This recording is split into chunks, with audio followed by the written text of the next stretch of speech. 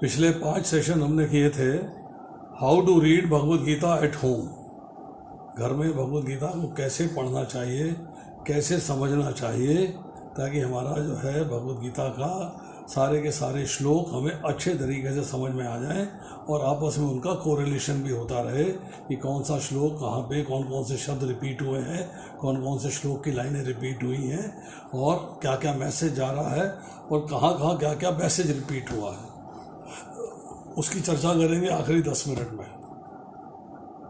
अभी आज से हमने जहाँ छोड़ा था, आज से 6 महीना पहले 6-8 महीना पहले हमने जो है क्लास छोड़ दी थी, क्योंकि मंदिरों के बहुत सारे लेक्चर्स आ रहे थे तो मैं वहाँ बिज़ी था, व्यस्त था, इसलिए इसका टाइम रखा है शाम को 5 से 8। अगर आप चाहेंगे तो टाइम चेंज भी किया जा सकता है संडे को छोड़ के। आज हमारा टॉपिक है अध्याय संख्या 6। हम 1 से लेके 9 श्लोक तक कर चुके हैं और बहुत ही जल्दी आपको उसकी वीडियो रिकॉर्डिंग भी यूट्यूब पे मिल जाएगी। आज हम करेंगे श्लोक संख्या 10 से लेके और 15 तक।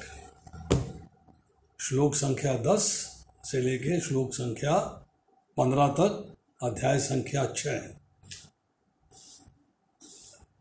तो मैं पढ़ता हूँ, आप ध्यानपूर्वक सुनिएगा। 10वां श्लोक है, योगी युञ्जीत सततम आत्मानं रहसि स्थित एकाकी यत चित्तात्मा निराशी अपरिग्रह। योगी को चाहिए कि सदैव अपने शरीर, मन तथा आत्मा को परमेश्वर में लगाए, एकांत स्थान में रहे और बड़ी सावधानी के साथ अपने मन को वश में करे, उसे समस्त आकांक्षाओं और संग्रह भाव की इच्छाओं से मुक्त होना चाहिए। योगी को चाहिए, योगी अर्थात जो अपने आप को भगवान कृष्ण से जोड़ रहा है, जोड़ना चाहता है या जोड़ चुका है। योग का मतलब होता है जोड़ना, अपने को भगवान कृष्ण के साथ जोड़ना। अब यहाँ पे जो है प्रभुपाद जी लिख रहे हैं बड़ा सुंदर परपट, जिसके अंदर कह रहे हैं कि कृष्ण भावनामृत का अर्थ है भगवान की दिव्य प्रेमा भक्ति में निरंतर प्रवृत्त रहना। निरंतर मीन्स कंटिन्यूअसली, मतलब आपका मन एक क्षण के लिए भी भक्ति से विचलित ना हो, वो पोजीशन चाहिए, वो सिचुएशन वांटेड है। अब यहाँ कह रहे हैं कि योगी का पहला कर्तव्य है कि कृष्ण पर अपना ध्यान सदैव एकाग्र रखे, उसे सदैव कृष्ण का चिंतन करना चाहिए और एक क्षण के लिए भी उन्हें नहीं भुलाना चाहिए। यही बात भगवान ने कहा है, मन मना अनन्य चेता अनन्य चिंतो यंतो माम तस्मात् सर्वेषु कालेषु।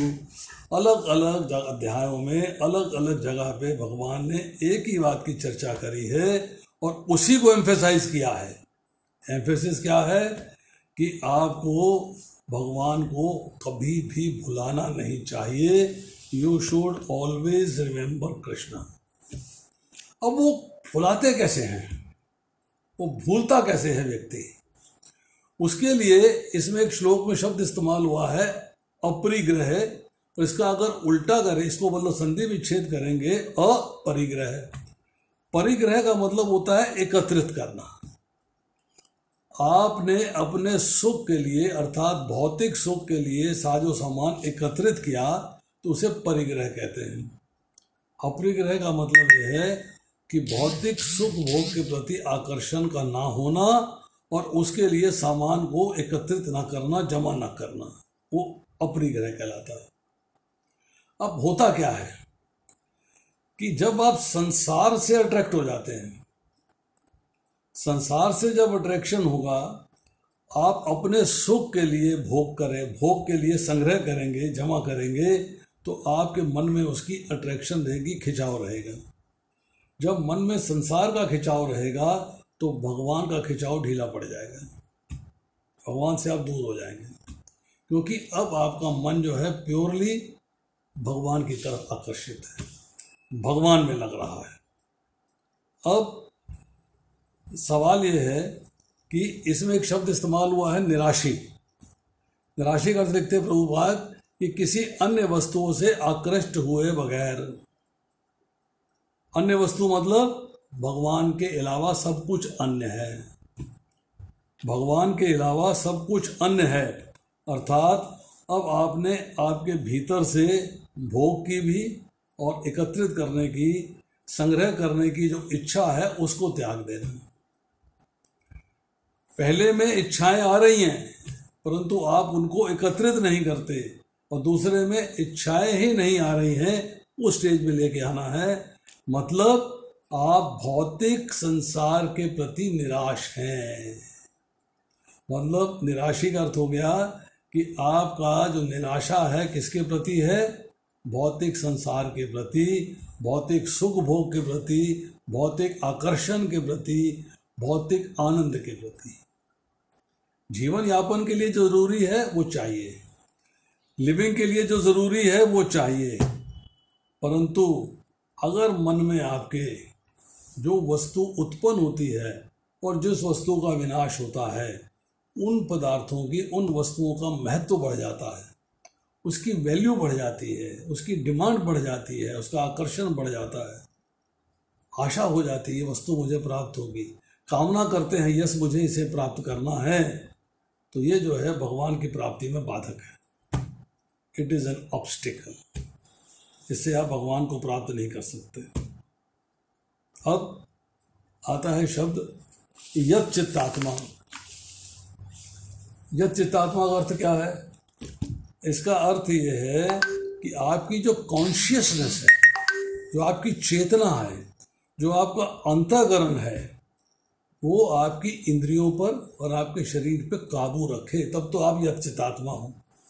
और अगर वो जो है उनको काबू में नहीं रख पाता, मतलब आपका शारीरिक आकर्षण जो है वो ऊपर आ गया और भगवान के प्रति आकर्षण कम हो गया, तो इसका मतलब ये है कि अब आप भगवान को प्राप्त नहीं कर पाएंगे। It will not be possible. भगवान की प्राप्ति करनी है तो आपको अपने शरीर पे, अपनी इंद्रियों पे कंट्रोल करना होगा, मतलब कॉन्शियसनेस चेंज करनी होगी। आप भोग परायण ना बन के आत्मपरायण बनेंगे। आप संसारिक कॉन्शियसनेस ना रख के कृष्णा कॉन्शियसनेस रखेंगे। जब आपके मन के अंदर भौतिक वस्तुओं का राग है, अटैचमेंट है, अट्रैक्शन है, तो क्या होगा? उनको एंजॉय जब करेंगे, सेंस ग्रेटिफिकेशन करेंगे, इंद्र तृप्ति करेंगे, तो आपका जो है वो मन जो आपका है मन, वो भोगों के चिंतन में व्यस्त हो जाएगा। इसको कैसे प्राप्त किया जाए, इसमें बड़ा आनंद आएगा, आहा बड़ा मजा है। मतलब आप उसको प्राप्त करने का चिंतन करेंगे और भगवान के चिंतन से दूर। चाहिए क्या? भगवान का चिंतन। हो क्या रहा है? संसार का चिंतन। जब संसार का चिंतन करेंगे तो संसार प्राप्त होगा, भगवान का चिंतन करेंगे तो भगवान प्राप्त होंगे। अब आती है इसमें चर्चा कि आपको रहना कहाँ है, रहस्य स्थिति। मतलब आपको एकांत स्थान में होना चाहिए। लोग कहते हैं जी मैं ध्यान लगाता हूँ, मैं सवेरे सवेरे उठ के ध्यान लगाता हूँ। ध्यान लगा रहे हैं, गली में से स्कूटर की आवाज़ आ गई, हॉर्न बज गए, किसी ने डोरबेल बजा दी, बच्चे ने शोर डाल दिया, तो आप मेडिटेट नहीं कर पाते। आपका मन डिस्टर्ब हो जाता है, आपका ध्यान डिस्टर्ब हो जाता है। अब आपको अगर अपने ध्यान में लगाना है, मन को ध्यान में लगाना है, मतलब बिल्कुल भगवान पे ध्यान लगाना है, तो आपके पास कोई भी ऐसा वातावरण नहीं होना चाहिए जो ध्यान के विरुद्ध हो, जो ध्यान लगाने में बाधा उपस्थित करे। ऐसा कुछ नहीं होना चाहिए। अब पुराने ज़माने में क्या होता था? भगवान का ध्यान लगाना है, भगवान की अर्चना करनी, पूजा करनी, अर्थात भगवान के ऊपर मन केंद्रित करना है, तो नदी का किनारा है, एकांत मंदिर है, एकांत स्थान है, वहाँ जाइए। आजकल एकांत तो है नहीं। अगर घर के अंदर भी काम करेंगे तो बर्तन खटक जाएगा, रसोई में कोई ना कोई चीज़ गिर जाएगी, कोई ना खट खट खट की आवाज़ आ जाएगी।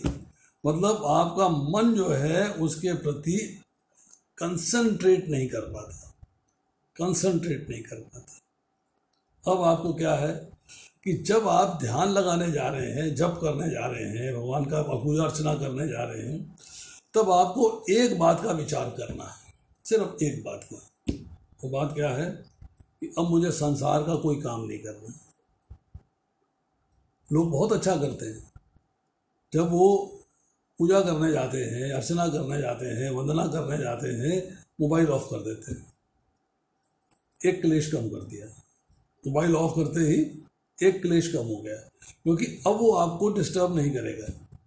अदरवाइज डिस्टर्बेंस बनी रहती है, डिस्टर्बेंस लगी रहती है।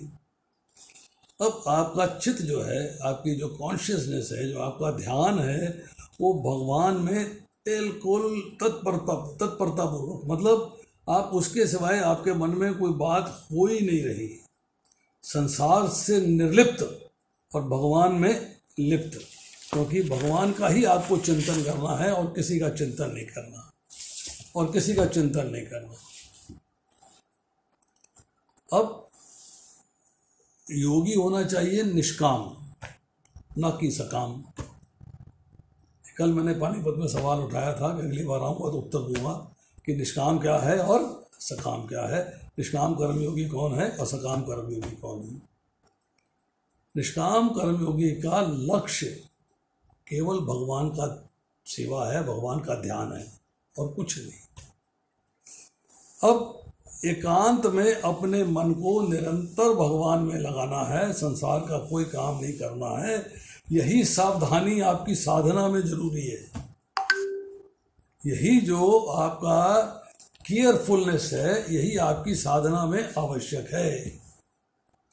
अब आती है चर्चा इसके बाद 11वां और 12वां श्लोक।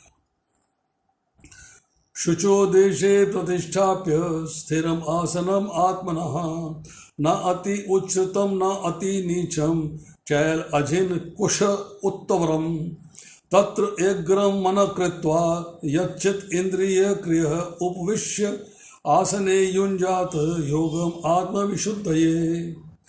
योगाभ्यास के लिए योगी को एकांत स्थान में जाकर भूमि पर कुशा बिछा दे, फिर उसे मृगशाला से ढके और ऊपर से मुलायम वस्त्र बिछा दे। आसन ना तो बहुत ऊंचा हो ना बहुत नीचा, यह पवित्र स्थान में स्थित हो। योगी को चाहिए कि वह इस पर दृढ़ता पूर्वक बैठ जाए और मन, इंद्रियों तथा कर्मों को वश में करते हुए मन को एक बिंदु पर स्थिर करके हृदय को शुद्ध करने के लिए अभ्यास करे। तो प्रभुपाद जी लिखते हैं कि पवित्र स्थान तीर्थ स्थान का सूचक है। भारत में योगी तथा भक्त अपना घर त्याग कर प्रयाग, मथुरा, वृंदावन, ऋषिकेश, हरिद्वार जैसे पवित्र स्थानों पर वास करते हैं। एकांत स्थान में योगाभ्यास करते हैं, जहाँ यमुना तथा गंगा जैसी नदियाँ प्रवाहित होती हैं, परंतु ऐसा हर एक के लिए संभव नहीं है। It is not possible. कलयुग अर्थात वर्तमान युग में जबकि लोग अल्पजीवी हैं,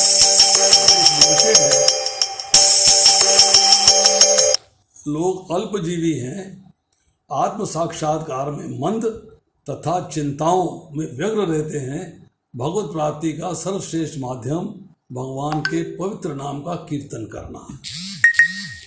हरे नाम है, हरे नाम है, हरे नाम है केवलम, कलो नास्ते नास्ते गति अन्यथा। कलह और दंभ के इस युग में मोक्ष का एकमात्र साधन भगवान के पवित्र नाम का कीर्तन करना है। कोई दूसरा मार्ग नहीं है, कोई दूसरा मार्ग नहीं है, कोई दूसरा मार्ग नहीं। शुद्ध भूमि चाहिए। अब जिस योगाभ्यास की चर्चा हो रही है, ध्यान योग की चर्चा हो रही है, भगवान में ध्यान लगाने की चर्चा हो रही है, जिसके बारे में लोग कहते हैं कि हम मेडिटेट कर रहे हैं, क्या इन इंस्ट्रक्शंस को, इन कंडीशंस को पूरा करते हैं? ध्यान से सुनिएगा। भूमि दो तरह की है। एक है स्वाभाविक शुद्ध, जो कि नेचुरली शुद्ध है, जैसे गंगा किनारा, यमुना किनारा, नदी का किनारा। और दूसरा है जो कि स्वाभाविक शुद्ध किस तरह की है, उसको आपने शुद्ध किया है, स्वाभाविक नहीं है, शुद्ध किया है। जैसे स्थान को गोबर से लीपा, गाय के गोबर से उसको लीप दिया, उसका मूत्र मिला के गोबर के अंदर उसको लीप दिया जाता है, वो आपने शुद्ध किया है। तुलसी के बगल में बैठ के जप करना, आंवले के नीचे जप करना, पीपल के पास जप करना, नदी किनारे जप करना, ये स्वाभाविक शुद्ध स्थान है। परंतु ये जो स्थान है जो आपने गोबर से लीप के तैयार किया है, ये शुद्ध किया हुआ स्थान है, ये आपने शुद्धिकरण किया। जल को छिड़का, और अगर मिट्टी है तो मिट्टी के ऊपर की 4-5 उंगल की मिट्टी हटा दी जाती है, क्योंकि वो गंदगी ले जाती है। उसके नीचे की मिट्टी तैयार की जाती है, उसको गोबर से लीपा जाता है। अब आसन, आसन कैसा होना चाहिए? आसन में भी 2 क्वालिटी है। एक चौकी हो लकड़ी या पत्थर की, जिसपे आप स्थिर भाव से बैठ सकें, आप हिले डुले नहीं। और दूसरा है धरती से थोड़ी ऊंची होनी चाहिए, थोड़ी ऊंची, हिलने डुलने वाली नहीं होनी चाहिए। 4 पायों पे स्थिर हो तो बहुत बढ़िया है, क्योंकि 2 पायों पे स्थिर होगी तो डोल जाती है। अब आसन अपना होना चाहिए, दूसरे का नहीं।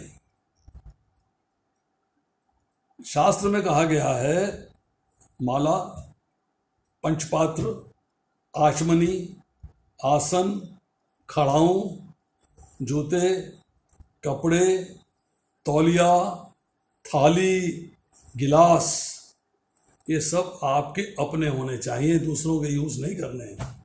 क्यों? उनके जो सूक्ष्म परमाणु हैं वो उसमें रह जाते हैं, धोने के बाद भी, मांजने के बाद भी वो आप में प्रवेश कर जाते हैं, तो आपकी भक्ति चौपट हो जाती है। लोग कहते हैं प्रभु जी मंदिर आते हैं, दर्शन करते हैं, तो प्रसाद पाते हैं, भक्ति आगे नहीं बढ़ रही। एक जमाने में भोजन मिलता था पत्तल में, पत्तल खाया, लपेटा और डस्टबिन कर दिया। गिलास होता था कुल्हड़, उसमें जल पिया जाता था। आज की तारीख में आपको पीवीसी का, प्लास्टिक का गिलास तो मिल जाएगा, एग्रीड, पर मोस्टली सब जगह देखा जाएगा तो पत्तल कम इस्तेमाल होते हैं और थालियाँ ज़्यादा इस्तेमाल होती हैं। अब थाली पे पिछली बार किसने प्रसाद पाया था, वो कितना भक्त था, कितना भक्त नहीं था, कितनी भक्ति करता था, कितनी भक्ति नहीं करता था, नोबडी नोस। हम शादी ब्याह में जाते हैं, कॉमन प्लेट लेते हैं, नैपकिन उठाते हैं, चम्मच लेते हैं, खाना खा लेते हैं। अगर भक्ति में स्थिरता चाहिए, भक्ति में आगे बढ़ना है, कंसंट्रेशन चाहिए, तो इन चीज़ों का ध्यान रखना होगा। चीज़ें अपनी होनी चाहिए, ना कि दूसरे की। अब आपने कहा कि ठीक है, मैंने आसन ले लिया, आसन के ऊपर मुझे मृगशाला बिछानी है। मृगशाला कैसी होगी? मृगशाला जो है वो मृग को मारकर उसकी छाल नहीं निकालनी है, हिरण को मारकर नहीं। जो हिरण की नेचुरल डेथ हो गई है उसकी छाल लेते हैं। तो क्यों लेते हैं? वाई कि मृगशाला के अंदर ऐसा क्वालिटी होती है कि वो कीड़ों को, मकोड़ों को अपने से दूर रखती है, उनको पास नहीं आने देती।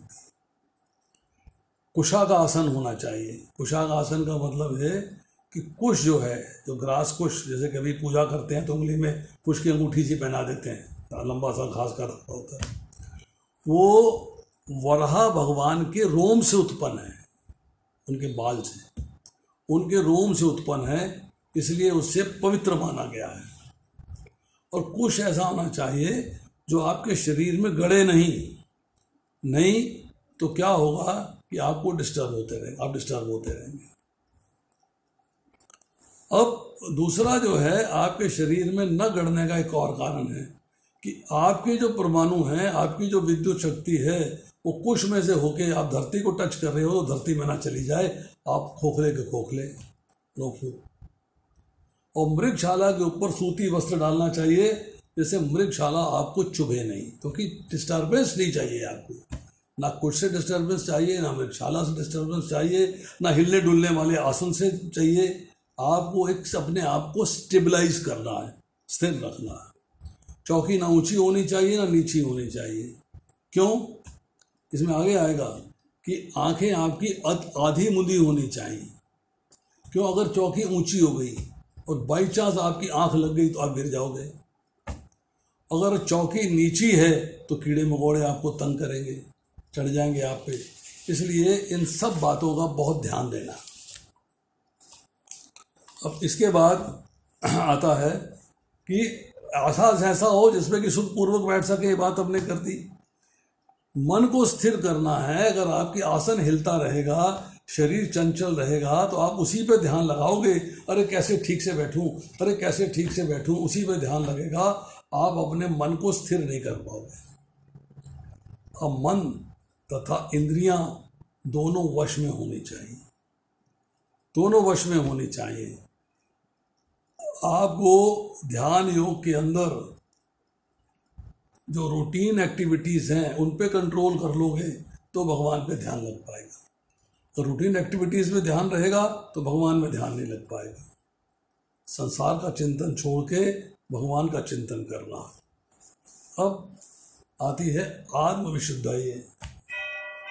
आत्म विशुद्धये, उसका क्या अर्थ है? उसका अर्थ यह है कि अंतःकरण की शुद्धि, मतलब कॉन्शियसनेस को प्योरीफाई करना है। You have to purify your consciousness. Consciousness आपकी डिस्टर्ब नहीं होनी चाहिए। No sense gratification. अंतःकरण की शुद्धि, शुद्ध कॉन्शियसनेस, शुद्ध चित्त कैसे होगा? No sense gratification, no attraction to sense objects, detachment from material world, attachment to Krishna. जब ये चारों प्रोसेस आ जाएंगे तो आपका अंतःकरण दिन ब दिन शुद्ध होता चला जाएगा। अब जब आपको अपने मान की चिंता है, अपने सम्मान की चिंता है, अपनी बढ़ाई की चिंता है, अपने आराम की चिंता है, अपने यश की चिंता है, अपनी प्रतिष्ठा की चिंता है, अपनी पोजीशन की चिंता है, अपने सुख सुविधा की चिंता है, तो भगवान की चिंतन नहीं करेंगे आप। फिर आप भगवान का चिंतन नहीं कर सकते। अब ऐसा है कि अगर आपने भौतिक संसार का चिंतन किया तो दो चीज़ें हो सकती हैं। You can get two benefits. Benefit number 1 कि भौतिक संसार के सुख सुविधाएं मिल जाएंगी। भौतिक नंबर 2 रिद्धि मिल जाएगी, सिद्धि मिल जाएगी। यू विल बी एक्सपर्ट, सिद्धियां मिल जाएंगी आपको। बट अगर आप भगवान का चिंतन करते हैं तो भगवान मिलेंगे। चॉइस आपकी है कि आपको क्या चाहिए। What do you want, what is your requirement, that is your choice. अब आती है श्लोक संख्या 13 और 14। समम काये शिरग्रीवं धारयन् अचलं स्थिरः संप्रेक्ष्य अग्रम स्वं दिशः च अवलोकयन् प्रशांत आत्मा विगत भी ब्रह्मचारी व्रते स्थित मन संयम्य मत चित्त युक्त आसीत मत्परः। योगाभ्यास करने वाले को चाहिए कि अपने शरीर, गर्दन तथा सिर को सीधा रखे और नाक के अगले सिरे पर दृष्टि लगाए। इस प्रकार में अवचलित तथा दमित मन से, भय रहित विषय जीवन से पूर्णतया मुक्त होकर हृदय में मेरा चिंतन करे और मुझे ही अपना चरम लक्ष्य बनाए। भगवान फिर बार बार एक ही बात दोहरा रहे हैं कि संसार से मन हटा के मेरे पे लक्ष्य बनाना है। You have to concentrate on me, this is what is wanted. मन को संयमित करने का अभ्यास ही ध्यान योग है। You have to control your mind. इसको आपने जो है हर हालत में कंट्रोल करना है। और भक्ति के बारे में प्रभुपाद लिखते हैं कि भक्ति संप्रदाय इतना शक्तिशाली है कि जब भगवान की सेवा में रहते हैं तो सांसारिक आकर्षण का त्याग हो जाता है, आप उससे छूट जाते हो। सिर्फ आपको करना क्या है कि art of concentrating on Krishna, Krishna के ऊपर आपने कैसे अपने आप को कंसंट्रेट करना है, ये आर्ट सीखनी है आपको। You have to learn that art. Rule एक ही है, कृष्ण का चिंतन, प्राप्ति एक ही है, कृष्ण। एक काम करेंगे एक फल मिलेगा। अब इसमें है काया, सर और गला, इनको सम करना है और अचल करना, अर्थात एक बैलेंस्ड पोजीशन बनानी है। काया का अर्थ होता है कि आपकी थाइस के ऊपर का और गले के नीचे का स्थान, इसको कंट्रोल करना है। शिर का मतलब होता है मस्तिष्क, और ग्रीवा है इस काया और शर के बीच का स्थान ग्रीवा कहलाती है। जो हमारी रीढ़ की हड्डी है, जो बैकबोन है, इसके अंदर जो वर्टिब्रल कॉलम है बिल्कुल सीधी रहे, और उसी सीधेपन में आपकी गर्दन, मतलब ऐसे ना हो ऐसे ना हो, बिल्कुल सीधा रहे गर्दन एकदम, और उसी तरह जो आपका मन जो है वो कंट्रोल होना शुरू हो जाएगा। अगर आप आगे झुकेंगे नींद, दाएं बाएं झुकेंगे तो चंचलता, और पीछे झुकेंगे तो रिलैक्स्ड जड़ हो गए। मतलब आपको थोड़ा सा स्ट्रिक्ट और टाइट होके बैठना है। This is important. भगवान ने किसी आसन का नाम नहीं, कि योगासन नहीं बोला फलाना योगासन करो। मतलब भगवान ने एक ही बात बोली है कि आपको 10 दिशाओं में किसी भी तरफ नहीं देखना है, सिर्फ सीधा देखना है। ना ईशान कोण में देखना है, ना आग्नेय कोण में देखना है, ना वायव्य कोण में देखना है, ना उत्तर कोण में देखना है, ना उत्तर में, ना पूर्व में, ना पश्चिम में। सब कहाँ है? सिर्फ सामने देखना है, बस, दैट्स ऑल। तो कहाँ सामने देखना है? नासिका के इस हिस्से में, जो आपके नाक का फ्रंट पोर्शन है, उस पोर्शन को देखना है। इंद्र से शरीर में कोई एक्टिविटी नहीं, कोई एक्टिविटी नहीं, और कम से कम 3 घंटे बैठिए। 3 घंटे क्या बैठ पाएंगे? अब यहाँ पे फिर चर्चा आती है कि कुछ शब्द इस्तेमाल हुए हैं, जैसे कि प्रशांतमा, प्रशांतात्मा। मतलब प्रशांत कौन है? जिसकी कॉन्शियसनेस, जिसका अंतःकरण राग और द्वेष के बिना है। ना तो अटैचमेंट है भौतिक संसार में, ना घृणा है भौतिक संसार से। भौतिक संसार में रहते हुए भी उससे अलिप्त रहना है। This quality you have to learn. हर्ष और शोक, राग और द्वेष कब होते हैं? जब आप संसार से बंधन बांध लेते हैं। देखिए, एक व्यक्ति सो गया, रात्रि की नींद ले ली, डीप स्लीप में है, उसका बुद्धि उस वक्त सुषुप्तावस्था में है, हौले हौले मन भी सुषुप्त हो जाता है, इंद्रियां संकुचित हो जाती है। सिर्फ एक इंद्रिय जागृत रहती है, एक इंद्रिय, वो भी पार्शियल, वो है कान।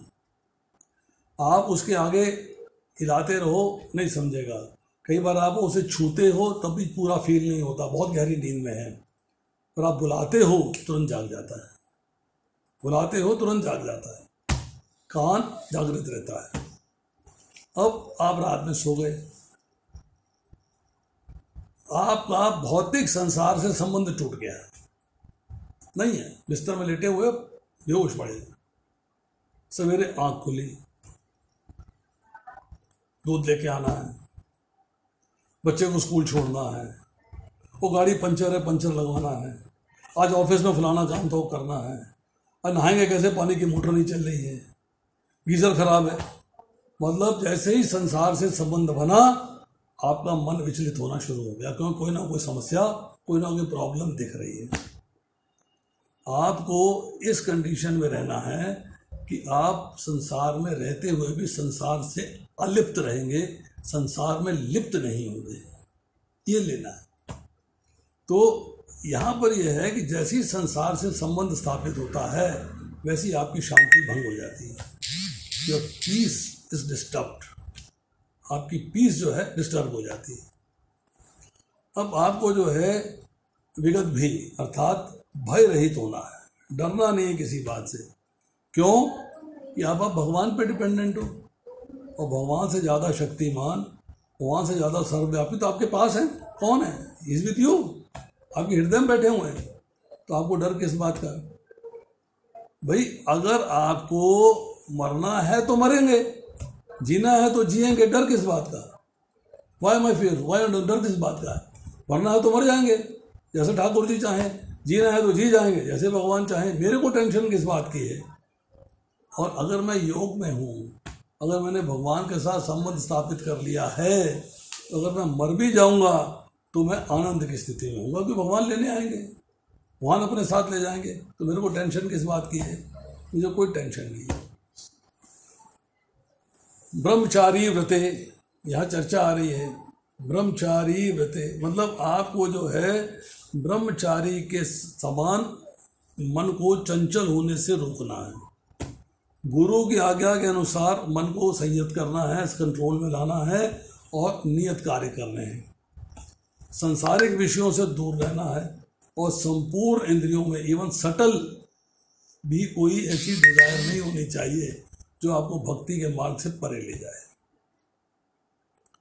मत चित्ता, मन को चित्त को भगवान में लगा देना।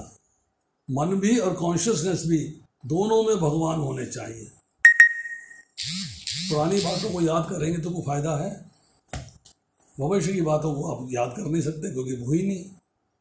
तो टेंशन काहे की है, चिंता काहे की है, परेशानी काहे की है? तो जब भी भगवान के ऊपर ध्यान लगाएं, सिर्फ एक कार्य करना, सावधानी रखनी है कि जो जो इंस्ट्रक्शंस भगवान ने दी हैं, जैसा आसन बताया है, जैसे बैठने की स्थिति बताई है, जैसे आंखें मूंदनी हैं, उनका उसी हिसाब से ध्यान रखना है। उसमें कोई मिस्टेक नहीं होनी चाहिए।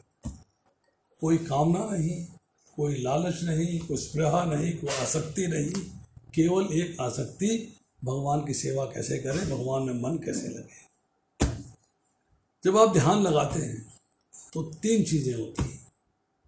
एक है ध्याता, अर्थात ध्यान लगाने वाला, मैं, आप, जो भी है। दूसरा है ध्यान लगाने का प्रोसेस, जिससे ध्यान लगाने की कोशिश कर रहे हैं। और तीसरा है ध्येय। ध्येय मीन्स ऑब्जेक्ट, जिसके ऊपर ध्यान लगाया जा रहा है। ऑब्जेक्ट भगवान है, ध्याता मैं हूँ, मैं लगाने वाला हूँ, और ध्येय मीन्स प्रोसेस है। अब आगे जाके पढ़ेंगे, समाधि जब आएगी चर्चा, समाधि में पढ़ेंगे कि इन तीनों का क्या रोल है और हमें इन तीनों में किस पोजीशन में रहना है, किसके साथ कनेक्शन करना है और किसके साथ कनेक्शन नहीं करना है। ये बात हमें जो है लर्न करनी आगे जाके। अब आता है 15वां श्लोक। युञ्जन एवं सदा आत्मनं योगी नियतमानसः शांति निर्वाण परमां मत संस्थाम अधिगच्छति। इस प्रकार शरीर, मन तथा कर्म में निरंतर संयम का अभ्यास करते हुए संयमित मन वाले योगी को इस भौतिक अस्तित्व की समाप्ति पर भगवत धाम की प्राप्ति होती है। अब भगवान ने अपने धाम में आने का प्रोसेस, एक प्रोसेस यहाँ बता दिया। क्या है? मन, शरीर और कर्म में निरंतर संयम, कंटिन्यूअस कंट्रोल। आपको कहीं पायदा नहीं जाना है, भगवान के धाम जाना, ये आपका लक्ष्य होना चाहिए। मुझे कोई इंस्ट्रक्शन नहीं फॉलो करनी है, केवल भगवान की इंस्ट्रक्शन फॉलो करनी है, ये मेरा लक्ष्य होना चाहिए। मुझे वो कार्य करना है जो भगवान ने बताए हैं, भगवान के अनुसार चलना है, वो मेरा लक्ष्य होना चाहिए। Then I will be successful. जब आती है चर्चा निर्वाण परमम शांतिम, अर्थात शांति। शांति 2 प्रकार की है, एक शांति है, एक परम शांति है। शांति किसे कहते हैं और परम शांति किसे कहते हैं? मुझे परम शांति की प्राप्ति हो गई, अजी मुझे शांति की प्राप्ति हो गई। दोनों में भेद है। सुनने में दोनों एक जैसे लगते हैं, शांति और परम शांति एक जैसे लगते हैं, पर दोनों में भेद है।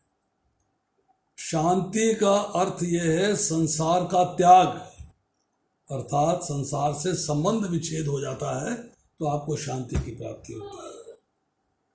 और जब आपको भगवान की प्राप्ति हो जाती है तो परम शांति की प्राप्ति होती है। तो भगवान की प्राप्ति है परम शांति, और संसार से विच्छेद हो जाना है। अभी भगवान की प्राप्ति नहीं हुई है, पर आप प्रोसेस में चल गए हो, आप मार्ग पे चल रहे हो, आप रास्ते पे चल गए हो, तो दैट इज शांति। अब इसी की चिंता, इसी चर्चा आ रही है 5वें अध्याय के 12वें श्लोक में, करी नेक्स्ट की शांति, शाश्वत शांति 9वें के 31वें में करेंगे जाके, शाश्वत शांति क्या होती है। इन सब की चर्चाएं हो चुकी हैं, कुछ की होंगी, परंतु यहाँ ये समझना जरूरी है कि अल्टीमेट लक्ष्य जो है परम शांति है।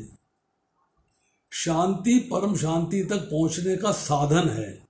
शांति परम शांति तक पहुँचने का एक प्रोसेस है, एक स्टेप है। उस स्टेप को पार करके आप परम शांति को प्राप्त कर सकते हैं। अब एक शब्द है इसमें, नियत मानसः।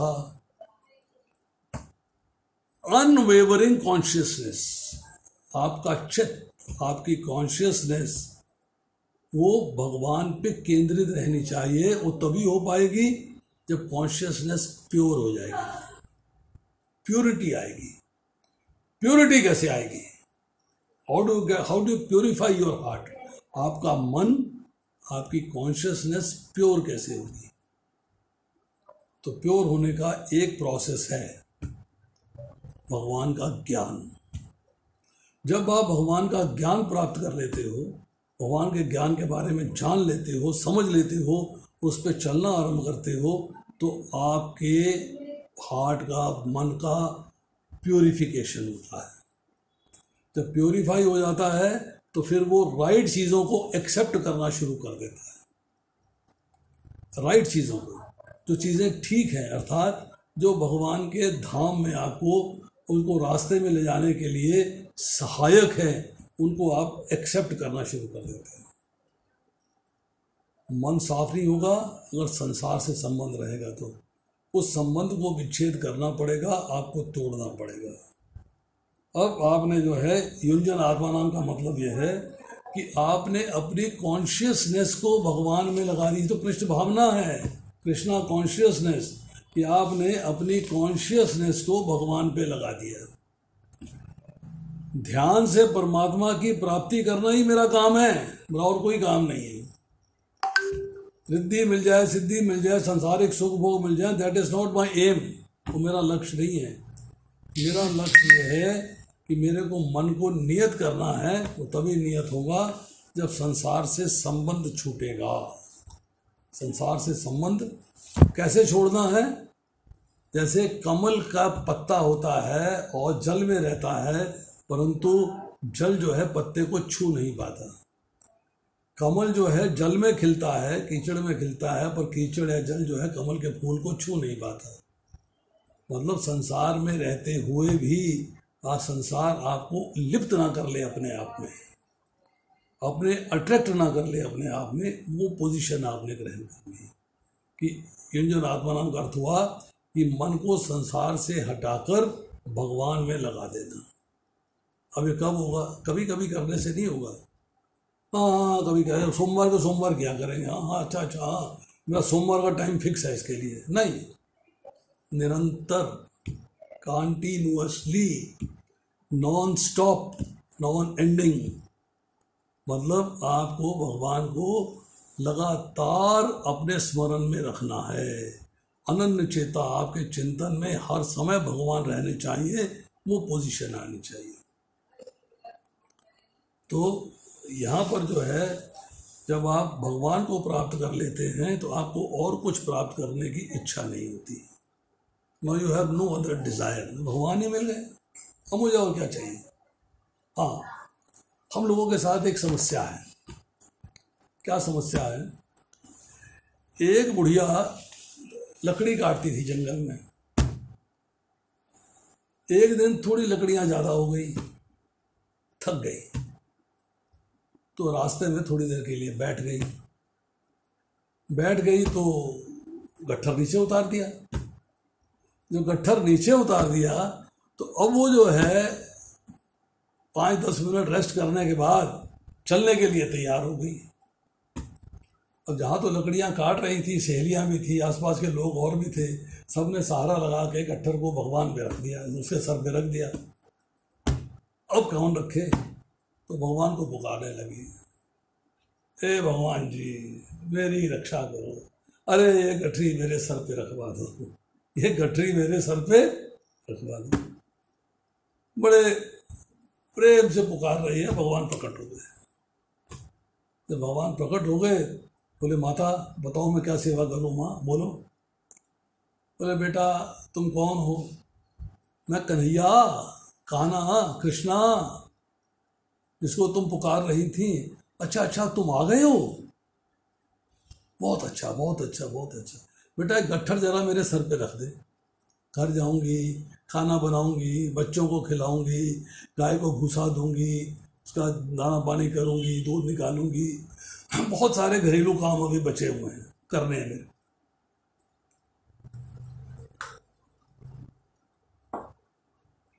भगवान मिल गए, भगवान सामने खड़े हैं, भगवान की प्राप्ति हो गई है और संसार से मुंह नहीं छूटा, संसार के पीछे पड़ी है, कट्टर मेरे सर पे रख दो, मैं ले जाऊं। भगवान की प्राप्ति होने के बाद भी गट्ठर से छुटकारा नहीं है। यही हम लोगों की स्थिति है। भगवान कहते हैं आ जाओ, हम कहते हैं अभी नहीं, अभी थोड़े दिन और, अभी बहुत टाइम है, अभी जरा मैं फ्री नहीं हूँ, थोड़े दिनों के बाद चलूंगा आपके पास। तो हम लोगों की वो हालत है। परंतु यहाँ कहा जा रहा है कि जब आप जो है भगवान को प्राप्त कर लेते हो तो उससे बढ़िया कोई बात नहीं। और भगवान को दो स्थिति में प्राप्त किया जा सकता है। एक कि आप भगवान के पास चले जाओ मृत्यु के उपरांत, दूसरा कि आपकी भक्ति से प्रसन्न होकर भगवान आपके पास आ जाए। ही कम्स टू यू, आते हैं भगवान, प्रसन्न होके आते हैं। शर्त यह है कि आपको बुलाना आना चाहिए। आपको आना चाहिए कि भगवान को बुलाया कैसे जाएगा, कैसे, और कैसे आते हैं? अनन्य चेता, अनन्य भाव से भगवान का चिंतन करने से, और कुछ नहीं, केवल एक ही भाव होना चाहिए। वो आपके भाव में क्या है? भगवान होने चाहिए, तब भगवान प्रकट होते हैं। तो आज इतना ही, 15 श्लोक हो गए हैं। अगली बार जो है 16 से लेके और 23 तक के श्लोक हैं। 8 श्लोक हैं अगली बार, 16 से लेके 23 तक पढ़ के आएंगे तो अच्छा लगेगा। मैसेज आगे पास करेंगे तो भी अच्छा लगेगा। टाइम यही है, 5 बजे शाम का, शनिवार को। अगर आप चाहते हैं कि टाइम बदला जाए तो आप मैसेज दीजिए, देखेंगे टाइम को कैसे बदल सकते हैं, किस दिन रख सकते हैं जिस दिन ज़्यादा से ज़्यादा लोग लाभ उठा सकें। अब ये वीडियो भी जो है मैं यूट्यूब पर डाल दूँगा, तो उसका भी आपको जो है सुनने को मिल जाएगा दोबारा से। जैसे रमेश प्रभु आज लेट आए हैं, कहीं व्यस्त होंगे, तो अपने मित्रों को, क्योंकि पहले जो है हमारी क्लास में 50-60 लोग हो जाते थे। जो 8 महीने का ब्रेक लग गया ना बीच में, इसने जो है लोगों की स्थिति डामाडोल कर दी। और समय भी बदल गया, पहले संडे होता था, अब सैटरडे कर दिया। पहले संडे होता था 7 से लेकर 8 तक, अब हो गया है 5 से लेकर 6 बजे तक। तो टाइम में थोड़ी सी गड़बड़ हुई है, पर अगर आप चाहेंगे तो इस टाइम को ठीक कर दिया